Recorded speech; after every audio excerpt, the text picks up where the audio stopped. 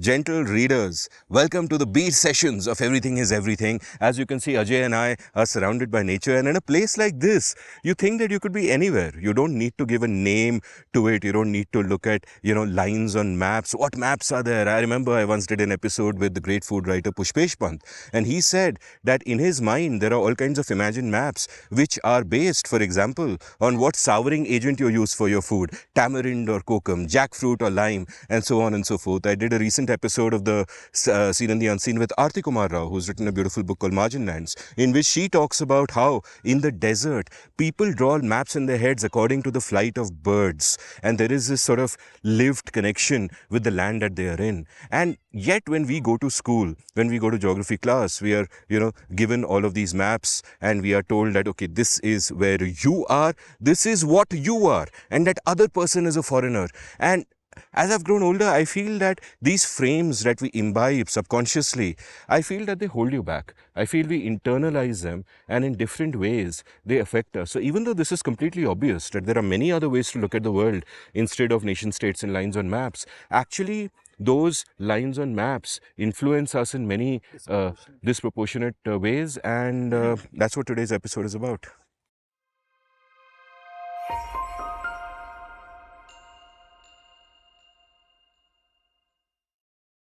Amit, the Lord held an accountability session.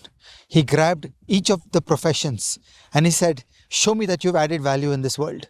Okay? And then it came the Economists' turn. And the Economists had many, many things in their resume to prove that they have added value in this world. And one of them is a gravity model.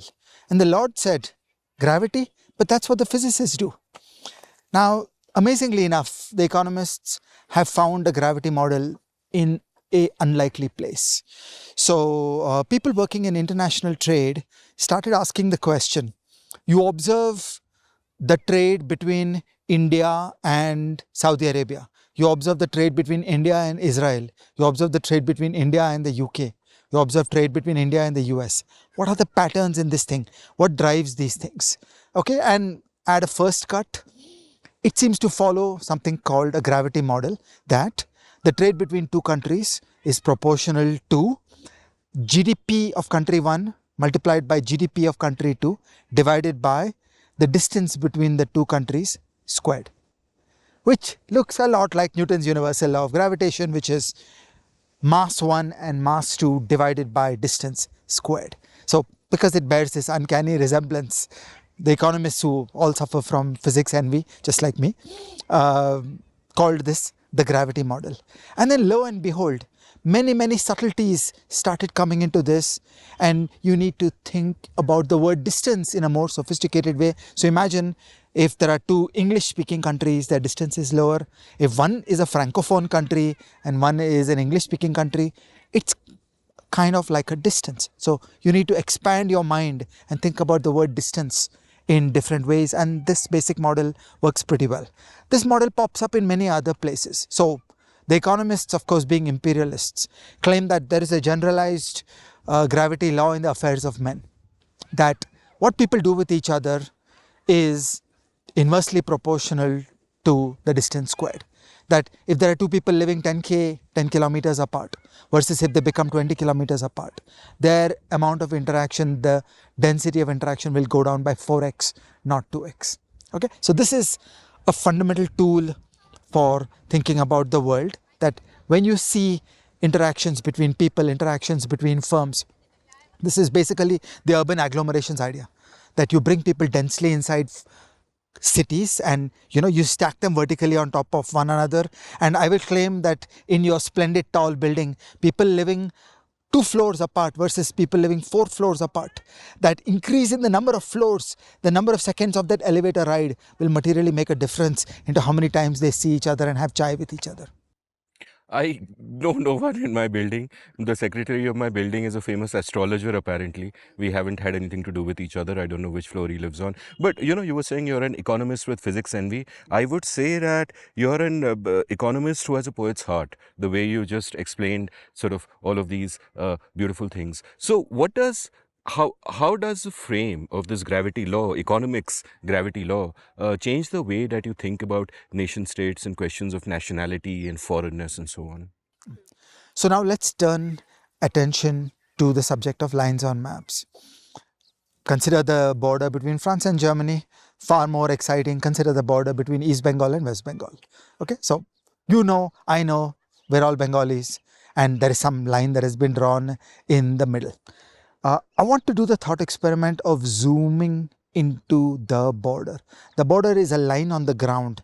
Okay, so somewhere in East Bengal, there is some field where this side is East Bengal and this side is West Bengal. It becomes that vivid. So, in your imagination, if you think the border is some 1 kilometer demilitarized zone where there are men with machine guns standing there, like all of us have read in John le Carre novels. No, that's not what happens with borders in the real world. Borders in the real world are just that there is a field, and by dumb luck, some line happens here. Now let us analyze the plight of a person who lives plonk on the border. Okay, so there is one house here, it's on this side of the border. There's one house there, it's on that side of the border. Okay, and some people have created this imagined community of the nation state, and they have drawn a line here, and they say you are Indian and you are Bangladeshi. Okay, so let's think about the life of the people there. As far as these guys are concerned, for them, they have each other. Okay, they talk to each other, they party at night together, they marry each other, they do business with each other, their kids go hang out with each other. So when you zoom in sufficiently close to the border, the idea of somebody far away in Dhaka fomenting trouble, or somebody far away in Delhi talking about the India-Bangladesh border seems like a distant fiction, because the people are the same. Their DNA is correlated across the border, and applying the gravity model, the natural locus of their interaction is with each other.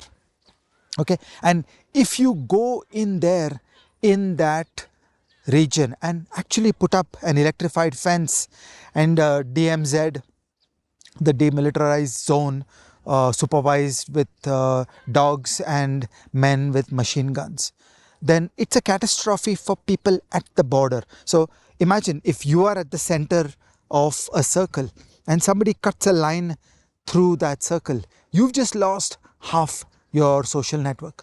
You've lost half your engagement power.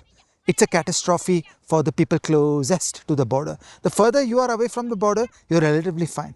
So if you think of the natural zone of interactions of a human as being 20 kilometers, 50 kilometers, then by the time you're 50, 60 kilometers away from the border, the fact that there is a border is not that offensive.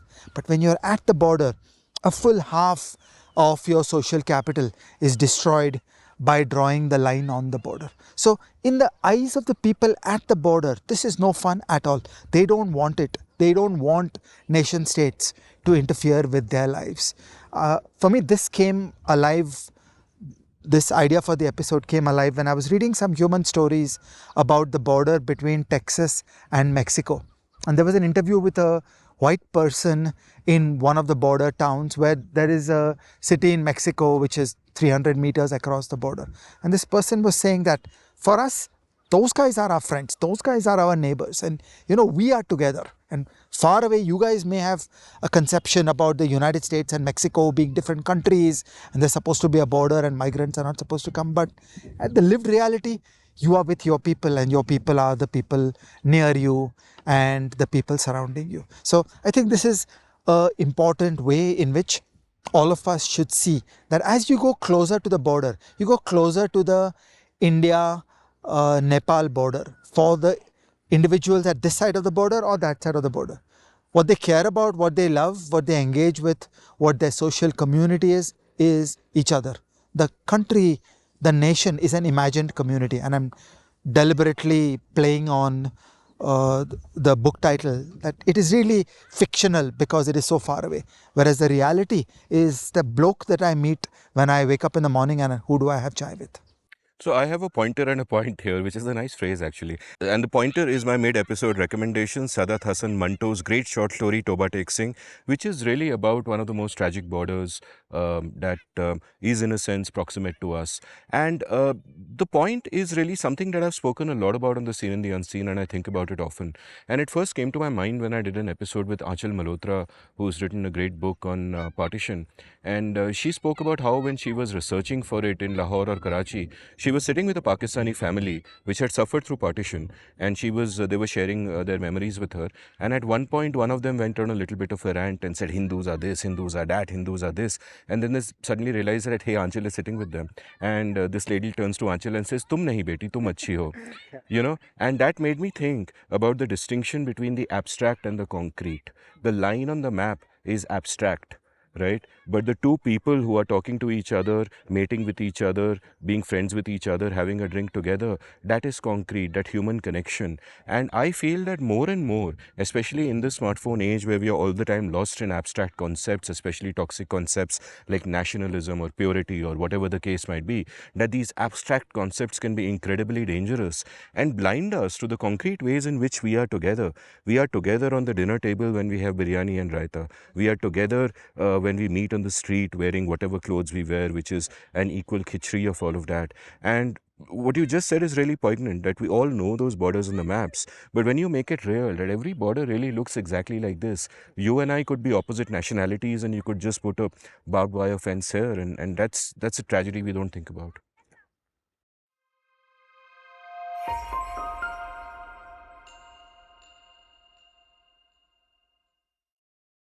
So, Ajay, give me a sense of how do Indian borders work? We are such a large country. Obviously, there aren't guards with machine guns everywhere. What's really going on? What's our history of dealing with borders and thinking about borders? Uh, most people in the Indian chattering class would like it if there were electrified fences and machine guns and so on. But borders are actually very long. So again, it's a bit of a fractal object that by the time you zoom inside, the distance that it covers is phenomenal. And so actually fencing a border and actually patrolling a border is very hard. So de facto, there is tremendous porosity. And again, the gravity law is that there is so much incentive to trade. Okay, that there is some forest honey on this side, there is some rice on this side, the natural market is on the other side, and you just want to, go ahead and do the trade. There's a song from the film Border about this. Samose aate hai, kachori jaate hai. Anyway, carry on. Yeah, so there's just so much economic incentive to do trade, and de facto there is a great deal of porosity in the Indian borders. People find ways of getting stuff across because there is just not remotely the level of resourcing required to build the borders. Or a fence gets built, people will use will use a wire cutter and cut a little gap in the fence, and suddenly you're up and running, you're in business. So a variety of attempts have been made at sealing off borders, and this often contains a certain element of posturing, that political parties would like to show the base that, oh, we are so great, we are policing the borders. But realistically, it's very difficult to achieve a meaningful level of cutting off the border. This is a bit like the debate around Donald Trump's wall, that realistically building a wall across the Mexican border is very expensive, and you know what, human beings will climb across walls. It's not very difficult to use a grappling hook and get across a wall, or a small charge of dynamite will blow a hole in a wall. So walls don't mean much, fences don't mean much. How many human beings and cameras will you put to patrol these things? Realistically, it is not possible to seal off the border. And a great deal of trade has continued. The Indian state has built some interesting concepts. They've built a bunch of border huts at the India-Bangladesh border. They've built 8 of them, which I think is pitifully small given the size of the border. But the theory is supposed to be that it becomes a controlled place where state violence guarantees certain discipline in the movement of the people, and people from both sides are able to come together, and all transactions shall only be conducted in the Indian rupee. Okay, but then those guys say, but we don't have Indian rupees. Okay, fine, we'll accept barter. Okay, so these kinds of bureaucratic rules and procedures are made. to control how behavior takes place at border huts. But I think this is a healthy thing. It's a step forward compared to some Stalinist position of saying we will cut you off completely. Similarly, on the border with Burma, there has been a concept called free movement zone, where there are some flexible rules about moving up and down, and when you reach the border from between Nagaland and Burma, there is a certain amount of give in just going across, and I would applaud these kinds of initiatives, and you got to carry them further. Similarly with Nepal, there is no great difficulty in moving between India and Nepal. This is a relatively flexible and friendly border. So I feel that there are a few such initiatives, and you need to amplify them much more, because both countries will reap the gains from trade, and it is a very harmful thing for people to actually be cut off from each other.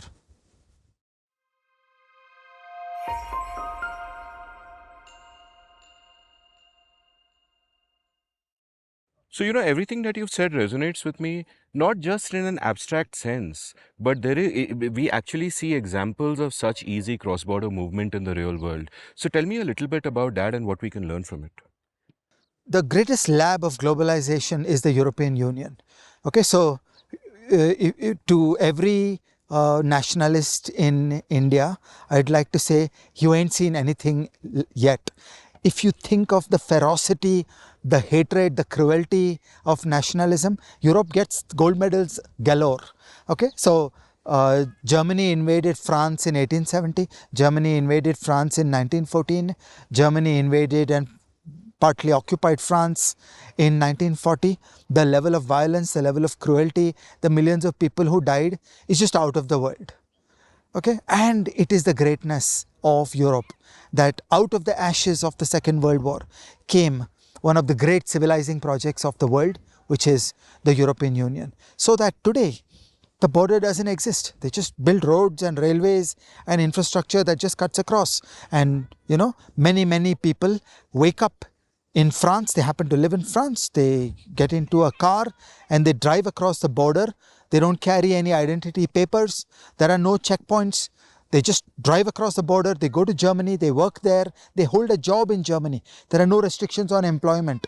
You're not an immigrant. You're just a first-class participant of the European Union, that anybody in the European Union can be employed by anybody in the European Union, and there are no limitations. And that, to me, is the height of civilization, saying, yeah, you have your nation state, but don't interfere in the lives of the people. That as far as possible, the coercive power of the state should add value, like doing a criminal justice system, that you will prevent violence from coming to me, but don't interfere in the natural engagements of the people. While on the subject of borders, you will also notice the diffusing of language and culture. As you go closer to the border, they speak each other's language. Okay, the Gujarat-Maharashtra border is full of a hybrid Gujarati Maharashtrian culture.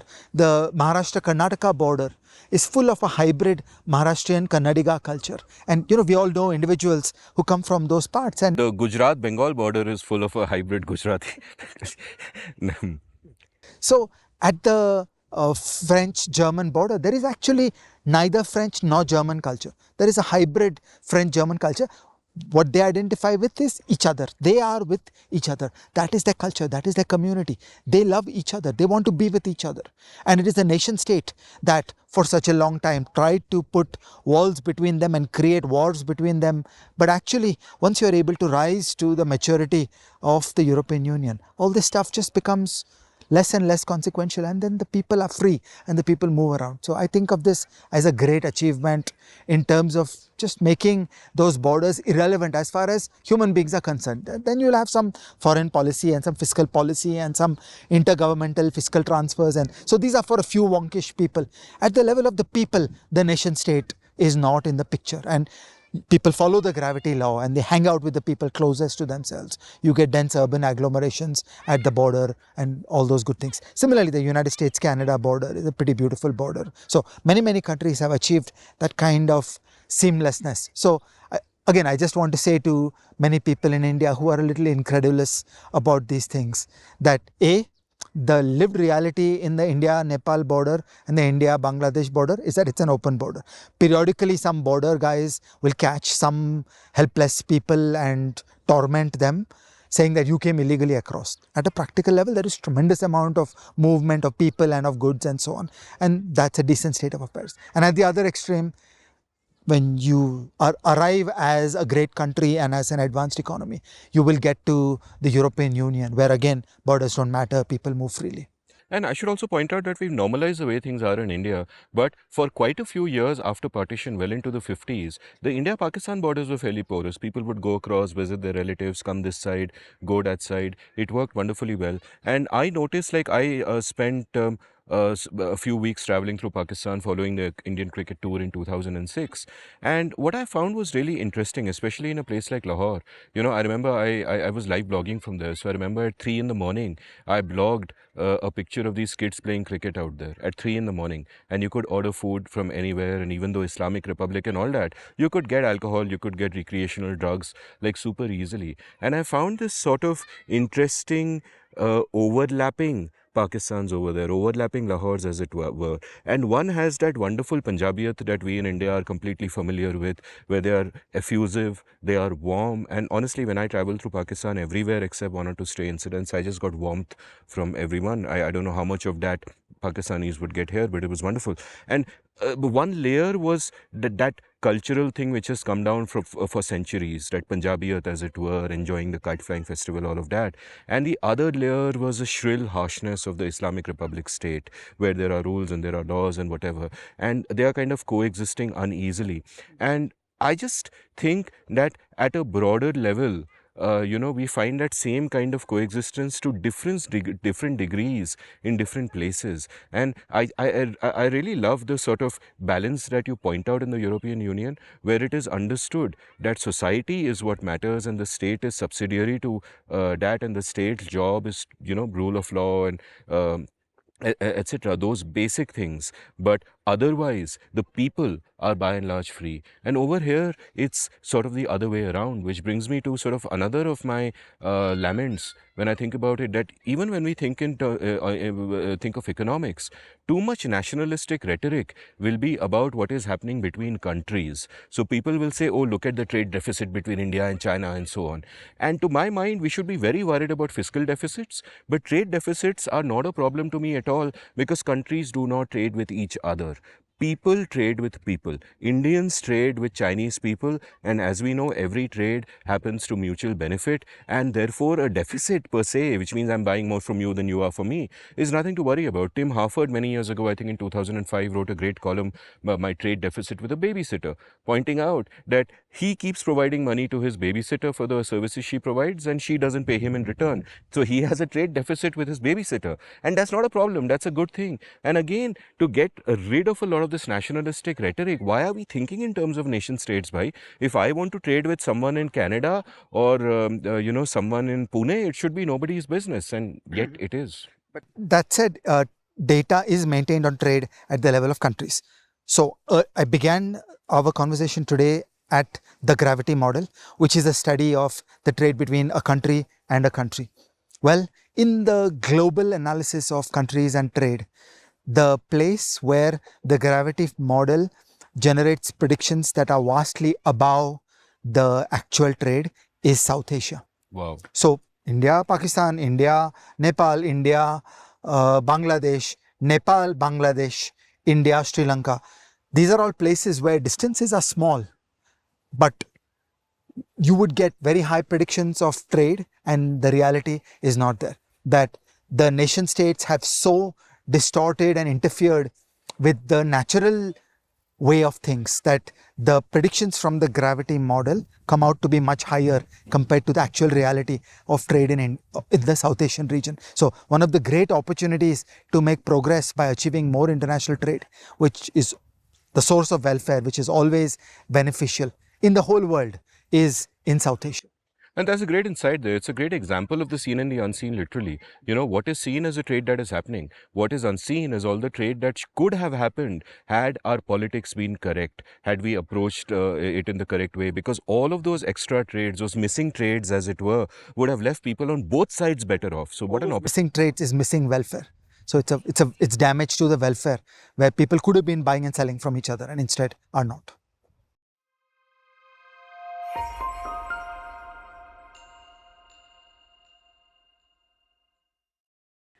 So, Amit, you heard my thoughts on borders as lines on maps, as disturbing the natural scheme of things of two people on a field. What do you think about when you see these things?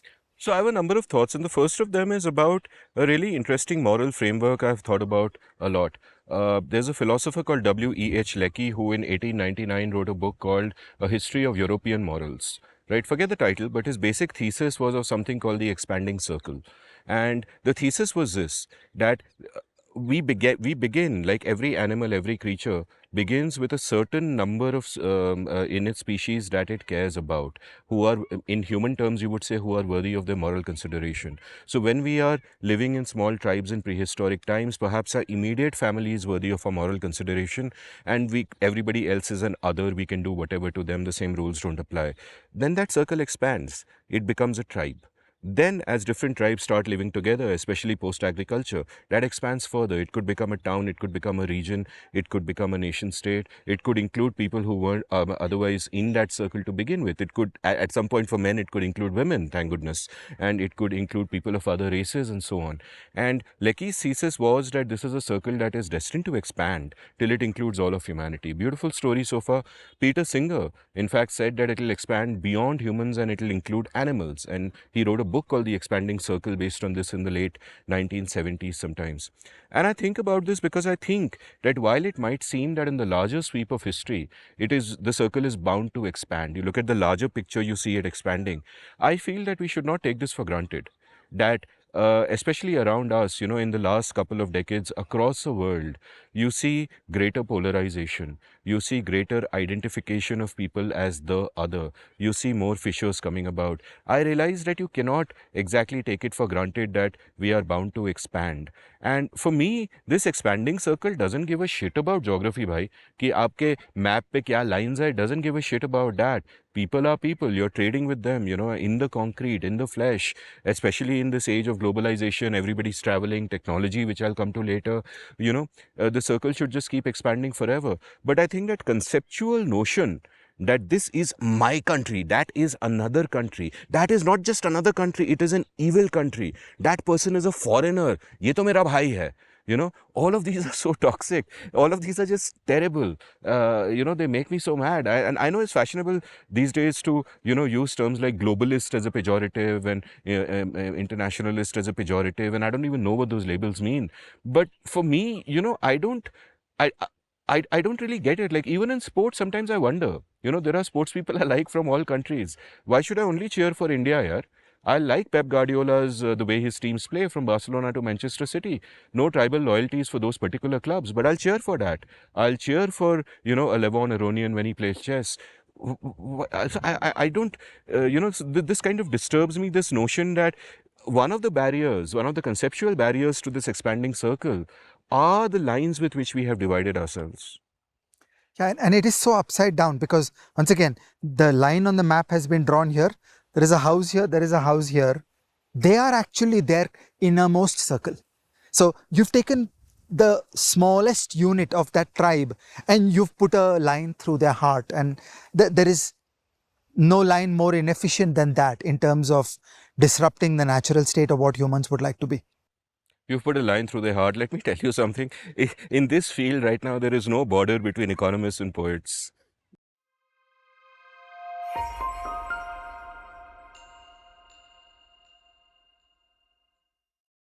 So another point I want to make is a point that is actually a deeply personal point for me also.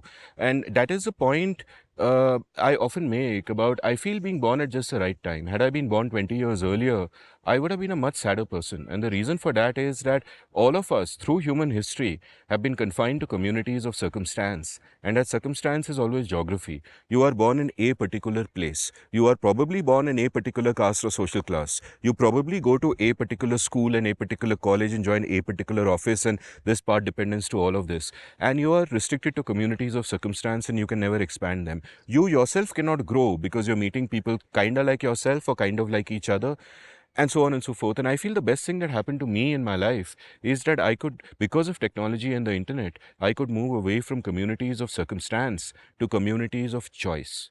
And when I say communities of choice, I mean communities based on shared interests or shared values or shared passions and not restricted by lines on maps. That's the biggest thing that's happened to me. And for every creator who is watching this episode, it's the biggest thing that's happened to you as well.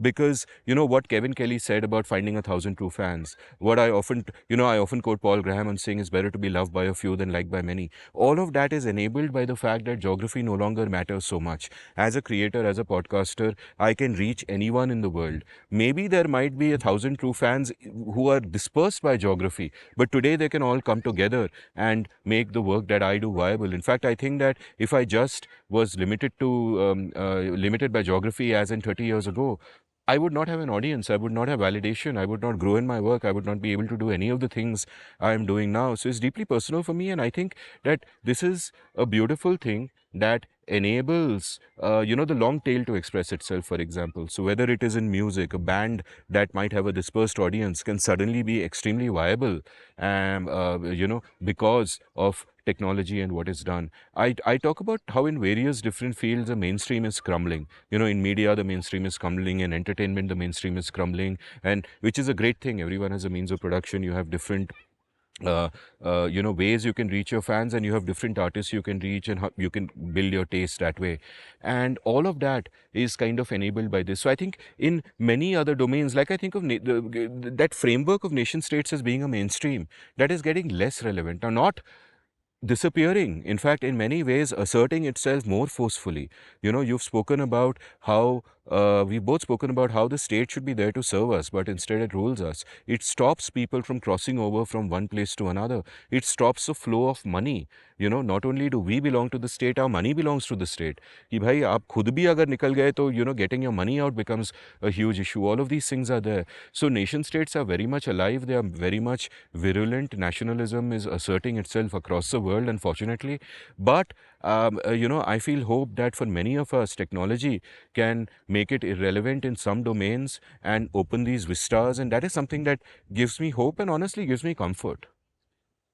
It's true, everything you say is true, but we should be cautious. One is, in the economic space, there is a large world of physical goods, and with physical goods there is no escaping the tyranny of distance. So there is a death of distance when you are moving electrons. Each electrons are very light.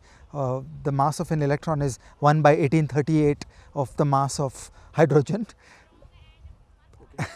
And so it's very easy to move information around. But when you come to things, they are heavy, and then you get to the physicality of movement, and then the India-Bangladesh border is a great opportunity to move pots of honey. Okay, so I'm just stuck on moving pots of honey and rice, because that is the bread and butter. That is one dimension. The other dimension is human interactions. Human interactions need human beings. You need to meet, you need to have chai, you need to touch. That is the human existence. No amount of video conferencing can replace that. So there also the physicality of movement becomes very important. I wanted, as you were speaking about distance, I wanted to say something which now completely contradicts all the things that we have discussed so far.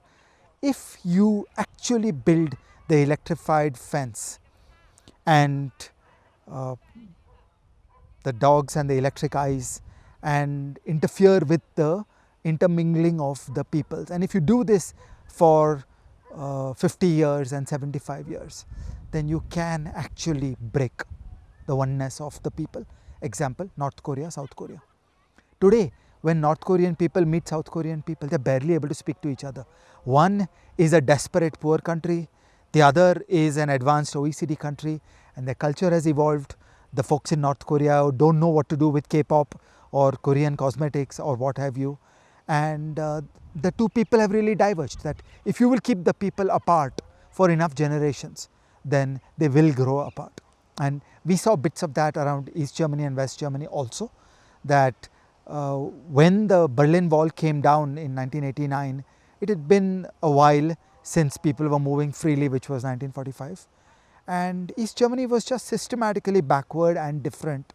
And it is said that even today there are traces of those psychic wounds where people who really have grown up in East Germany are different.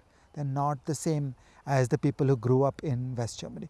So it is possible for borders to do a lot of damage, but you have to go for broke with a demilitarized zone and electrified fences and machine guns and so on, and really cut off the people.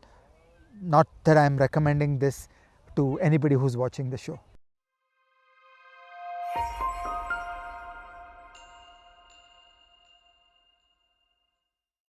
So at this point, North Korea, South Korea, and West Germany, East Germany are also great examples of the power of freedom.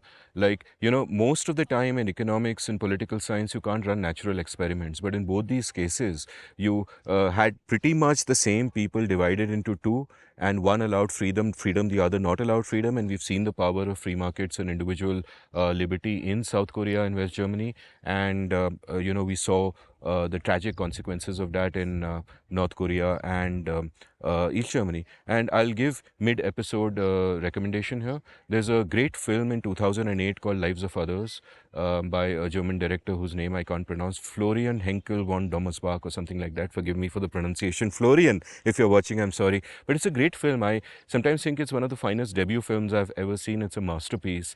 And it brings out the full tragedy of what happened in Germany because of that separation, as it were. I also think of the irony of what has happened in America.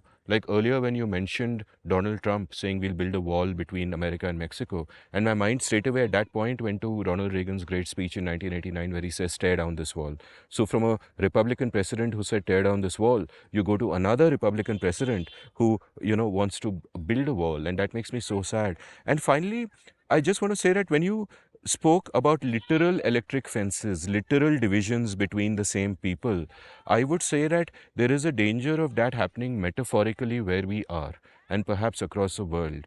That, ways of looking at the world, words, rhetoric, language, can also build those kinds of metaphorical walls between the same people living side by side and separate them together. And I don't want to delve too much on that, but wherever you are across the world, in different parts of the world, and certainly I feel tragically in India, we see more and more of that happening. And obviously, as Joan Robinson said about India, anything you say about India, the opposite is also true. So there is great reason for hope as well, but we must be wary of it. Is this problem big enough to overcome the immense gains from trade?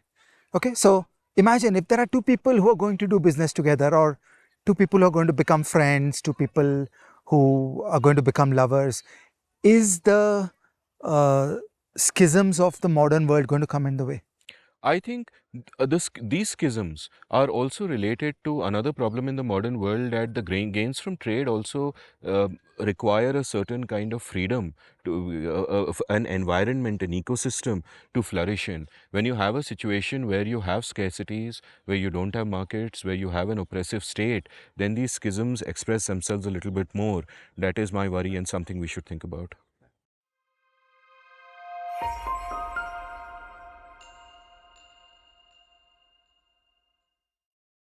And Amit, do you have a great recommendation for us I today? have a great recommendation which I didn't think of till the episode started, but now it's just come to mind. Have you heard of a writer called Agatha Christoph? So I was watching Tyler Cowen's episode with Jhumpa Lahiri, and Jhumpa had just learnt Italian from scratch as an adult and written a book in it. And he asked her that, were there any models for her? And she spoke about Agatha Christoph, which was the first I heard of her. And Agatha Christoph was a Hungarian writer who, at some point in the course of the tumultuous 20th century, had to flee to France, and there she learned French as an adult, right? So completely new language for her, and wrote a series of books in that called the Notebook Trilogy. It is a masterpiece, right? So that's what I want to recommend. It's set on the border of an unnamed country during an unnamed war, but it's a Hungarian border during World War II. It's remarkable, and its stripped down prose is fantastic. Like when some people come to a language late in life, like Nabokov did, for example, they can be extremely florid and they can just revel in the language. And what Christoph did was she stripped the language down to its basics. She stripped the narrative down to its basics, and it is so incredibly powerful. And I remember during my writing course, one of the participants told me that, my first language is Hindi, I'm just learning English, what do I do?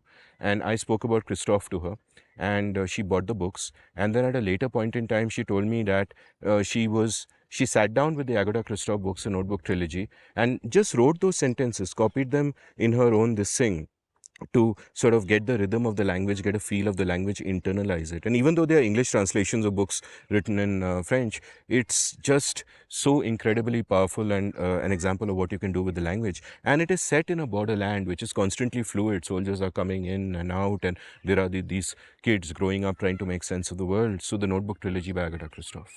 So, thank you, gentle reader. I hope you have enjoyed the second of the beer sessions. We're just in an amazing place, and please do like, subscribe, and comment. And we'll see you soon. Kya kar raha hai bhai? The camera's not rolling. They've gone. Is Come, it time let's to go out in the hills here. I don't want to go into some concrete building and all that. Can you climb? Yep, I can climb. You're a climber? Yeah. Are you a social climber? Can you No. talk while climbing? I'm a hiker. Okay, after you, because go for it. I took this off.